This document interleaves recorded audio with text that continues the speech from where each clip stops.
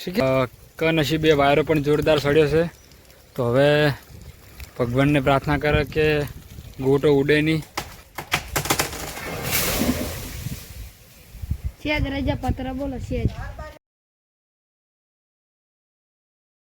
તો hello guys, good morning. સ્વાગત છે તમારું મારા ત્યાંના એક નવા ફેમિલી વ્લોગમાં. સો ગાઈસ, સવારમાં 6 વાગી ગયા છે, બધા ઉઠી ગયા છે.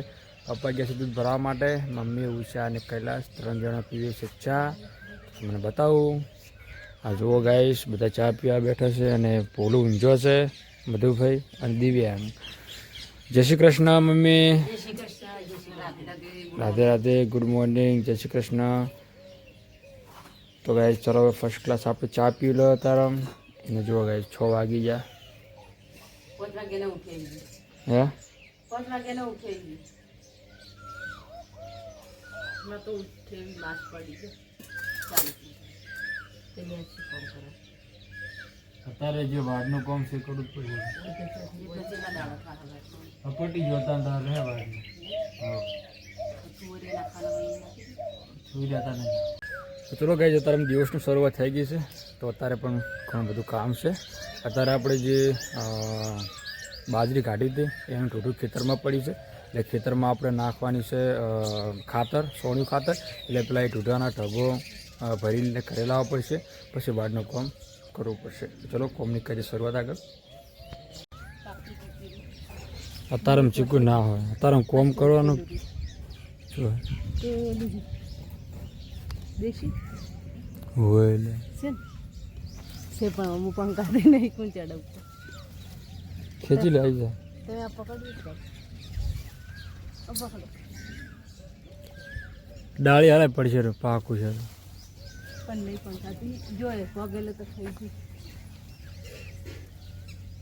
પહોંચાતી નહીં. હું તો કાચો છે તો ખાય તો આ રી પાકું થવાની બે દાડા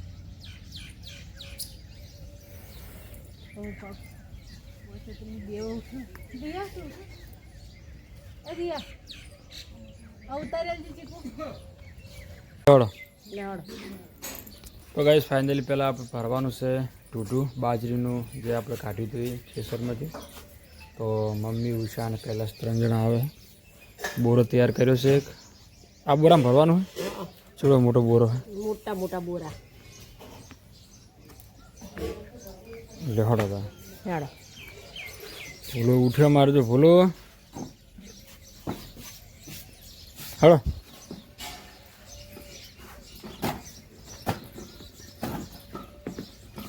તો ગાઈસ ફાઇનલી આપણે વહેલા બાજરીનું ઢૂઢું ઉપાડી દીધું છે અને હવે ખેતરમાં કોમ કરવા માટે આવ્યા છે.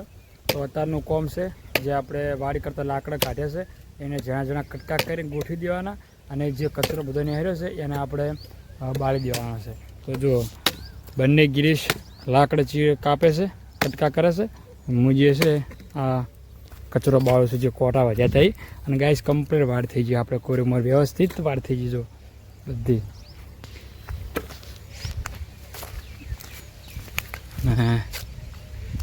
બાળવું છે કમ્પ્લીટ.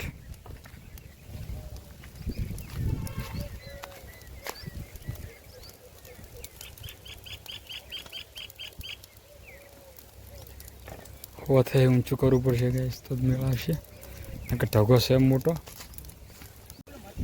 સો ગાઈસ, કનસીબે વાયરો પણ જોરદાર સડ્યો છે. તો હવે ભગવાનને પ્રાર્થના કરે કે ગોટો ઉડે નહીં, નકર લોચા વાગશે. જો ગાઈસ વાયરો જબ્બર સડ્યો હોય. આટલા ઘડી વાયરો નહોતો, ના ગોટો હળગાયો એટલે વાયરો કેવો સડ્યો હોય.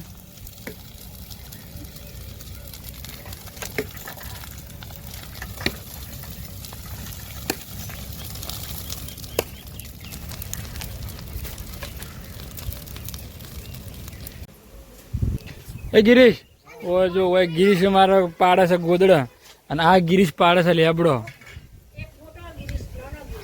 એક મોટો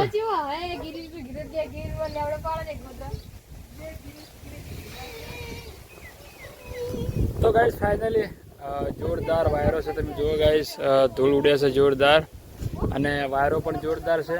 તો આ લેબડો બહુ ફાયલો હતો ઘર આગળ પતરાના હિસાબથી પાડવો પડે એમ છે. તો જો ગિરીશ ઉપર ચડે છે અમારે, તો ફટાફટ લેબડા ફોરી નાખો મોટો મોટો. નહીં શીખે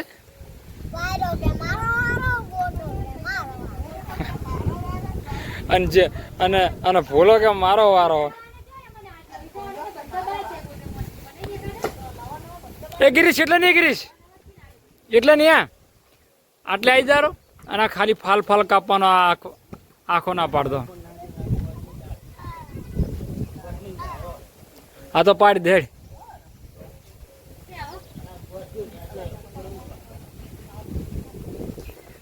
ગેસ ગિરીશ પાડે છે ગોદડે હુકવા મેલે તો ઉપર ને જુઓ ગેસ. હે પણ બધું બી અત્યારે તો બધું ધૂળ ઉડી છે ગોદડ.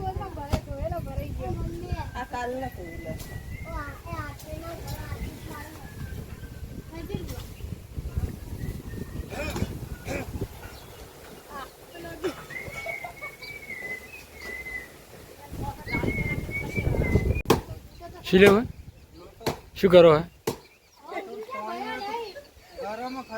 હા હા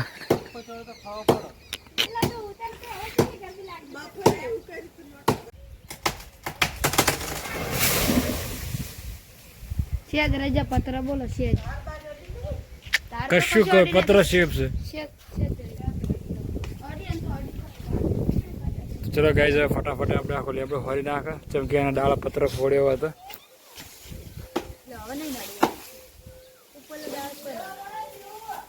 ગાઈઝ હું ચડ્યો તો પત્ર પર બાળ્યો લેબડો કાપવા માટે, પણ આ વાયર તમે જુઓ ગાઈઝ ક્રેક છે. મેન વાયર છે મીટરનો અને ક્રેક થઈ ગયો છે.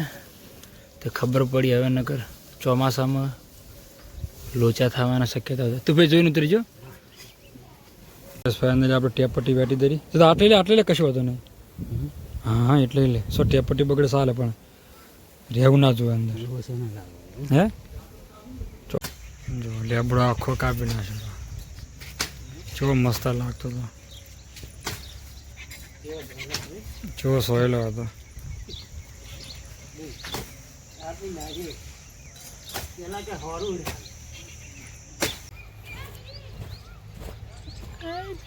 ઢેલ ચડાય ઢેલ મોરે.